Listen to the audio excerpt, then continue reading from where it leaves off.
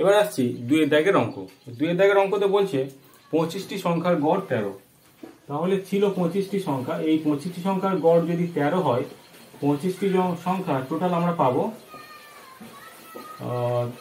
13, 5, 35, 5, 6, 26, 32। তাহলে 25টি সংখ্যার টোটাল আমরা পাচ্ছি 325। এবারে বলছে যে পরে দেখা গেল 73-এর বদলে ভুল করে 48 লেখা হয়েছে। তাহলে যে 25টি সংখ্যা নেওয়া হয়েছে তার মধ্যে কোনো একটা সংখ্যা 73 হওয়ার কথা, 73 হওয়ার কথা।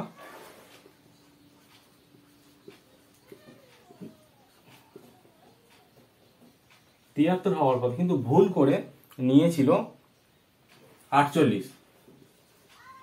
এর ফলে যে আমরা আসল সংখ্যাটা হওয়ার কথা ছিল 5 3 8, 7 2 9 আর 3 মাইনাস 48। দেখো 0 5, সঠিক টোটালটা 350 হওয়ার কথা ছিল, কিন্তু আমাদের টোটাল হয়েছিল 325। এবারে বলছে যে সঠিক গড়টা কত হবে। তাহলে 350কে যদি আমরা 25 দিয়ে ভাগ করি, যে ভ্যালুটা পাবো সেটাই হবে আমাদের সঠিক গড়। 5 5 25, 5 7 0, 5 14 70। তাহলে সঠিক গড় হবে 14। অঙ্কটা আরো একবার তোমাদেরকে বলে দিই। 25টি সংখ্যার গড় 13 হলে টোটাল পাচ্ছি এত। এই যে 25টি সংখ্যা ছিল তার মধ্যে কোনো একটা সংখ্যা 73 হওয়ার কথা, আমরা ভুল করে 48 নিয়েছিলাম। তাহলে যেটা 73 হওয়ার কথা সেটা 73 নিয়ে নিচ্ছি, নিয়ে 48 যেটা ভুল করে নিয়েছি 48টা বাদ দিয়ে দিচ্ছি। দেওয়ার ফলে সঠিক টোটাল হচ্ছে 350। এই 350কে টোটাল সংখ্যা 25 ছিল, এই 25 দিয়ে যদি আমরা ভাগ করি তাহলে আমরা পাবো 14। তাহলে আমাদের সঠিক গড় হবে 14। এবার আসছি 3 এর দাগের অঙ্ক। 3 এর দাগের অঙ্কতে বলছে 5 জনের নম্বর লেখার সময় 45-এর পরিবর্তে 54 লেখায় ভুল গড় পেল 52। প্রকৃত গড় কত? তাহলে দেখো 5 জনের গড় হচ্ছে 52। তাহলে 5 জনের টোটাল কত হবে? 5 2 10 9 টাকা 25 একে 26। এই 26টা এই 260 হচ্ছে। এই 260-এর মধ্যে বলছে যে ভুল করে কোনো একটা সংখ্যা 54-এর পরিবর্তে 52 নিয়েছে। তাহলে +54 হওয়ার কথা, ভুল করে 52 নিয়েছে। এর ফলে যেটা আমরা পাচ্ছি, এখান থেকে বিয়োগ করলে 2 পাচ্ছি, আর এখানে 2টা এর সঙ্গে যোগ করে দিলে 252 হচ্ছে। 252কে যদি আমরা 5 দিয়ে ভাগ করি তাহলে যে গড়টা পাবো সেটা হবে প্রকৃত গড়। 5 5 25 0, 5 4 20। তাহলে যেটা পেলাম 50.4, সেটা হবে আমাদের প্রকৃত গড়। এবার আসছি 4 এর দাগের অঙ্ক। 4 এর দাগের অঙ্কতে বলছে একটি ছাত্রের 6টি বিষয়ে প্রাপ্ত নম্বরের গড় 88। 6টা বিষয়ে তার প্রাপ্ত নম্বরের গড় 88। 6টা বিষয়ের টোটাল নম্বরটা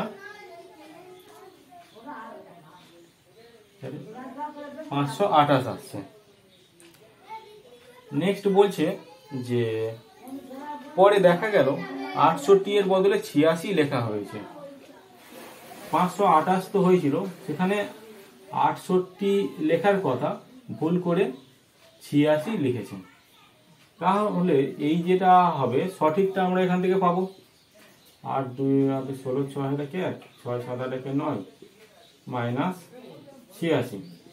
যদি আমরা বিয়োগ করি 0 510। তাহলে এটা হচ্ছে সঠিক টোটাল। এই সঠিক টোটালকে যদি আমরা 6 দিয়ে ভাগ করতে পারি তাহলে সেটা আমরা সঠিক গড় পাবো। 3 2 6, 3 17 51। তা এখান থেকে আমরা পাচ্ছি 8 2 16, 5 85। তাহলে সঠিক গড় হবে 85। এবারে আসছি 5 এর দাগের অঙ্ক। 5 এর দাগের অঙ্কতে বলছে 100টি পর্যবেক্ষকের গড় 40, তাহলে 100টা পর্যবেক্ষক রয়েছে, তার গড় যদি 40 হয়, তার টোটালটা আমরা পাবো 4000। কিন্তু পরে দেখা গেল 53 এর পরিবর্তে 83 নেওয়া হয়েছে। তাহলে এখানকার কোনো একটা সংখ্যা যদি 53 নেওয়ার কথা ভুল করে নিয়েছে 83, তাহলে বলছে যে আসল গড় কত হবে? 4053 বিয়োগ 83, বিয়োগ করলে আমরা 0 পাচ্ছি, এটা 7 পাচ্ছি, এটা 39। এটা হচ্ছে সঠিক টোটাল। এই সঠিক টোটালকে যদি 100 দিয়ে অর্থাৎ টোটাল নাম্বার দিয়ে ভাগ করা যায়, তাহলে যেটা পাবো সেটা হচ্ছে সঠিক গড়।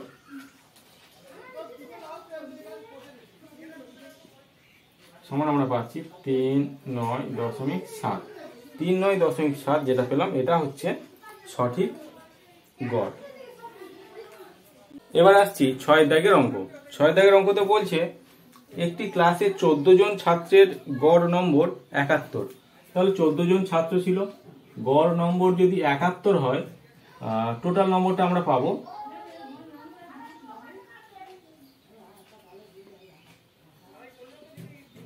994।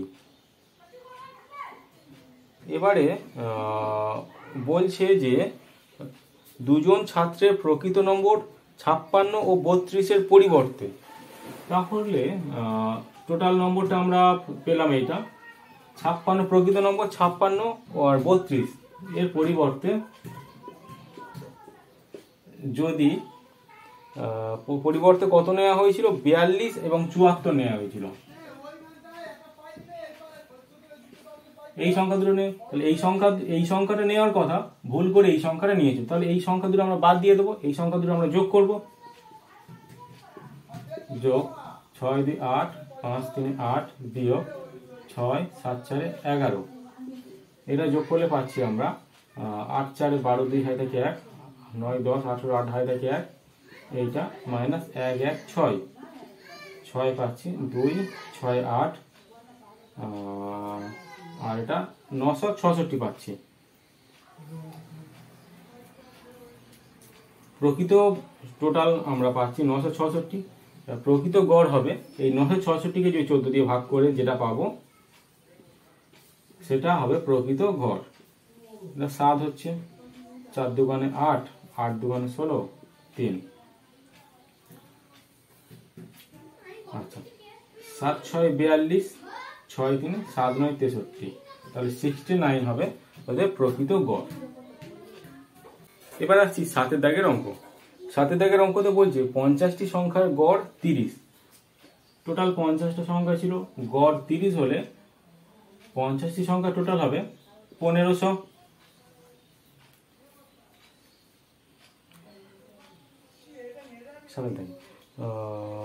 কিন্তু পরে দেখা গেল 28 ও 31-এর স্থানে ভুল করে 82 ও 13 নেওয়া হয়েছে। এইটা আমরা পেয়েছিলাম 1500, সেখান থেকে কত কত নেওয়া হচ্ছে? 28 ও 31-এর স্থানে 28 প্লাস 31, এইটার স্থানে ভুল করে নিয়েছিল 82 ও 13। তাহলে যেটা ভুল করে নিচ্ছে সেটা আমরা বাদ দিয়ে দেবো। এখানে 1500 হচ্ছে, যোগ 8 1 9 3 2 5 বিয়োগ 3 2 5 8 1 9। তাহলে এখান থেকে আমরা পাচ্ছি 9 5 1 5 মাইনাস 9 5 5 4 9 9 10 11 6 হচ্ছে, আর এটা 1464টা আমরা প্রকৃত টোটাল পাচ্ছি। এই 1464কে যদি আমরা 50 দিয়ে ভাগ করে দিই, তাহলে যেটা পাবো সেটা হবে আমাদের প্রকৃত গড় বা আসল গড়।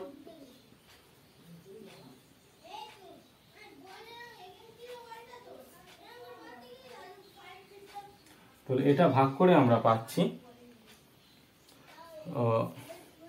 29.28।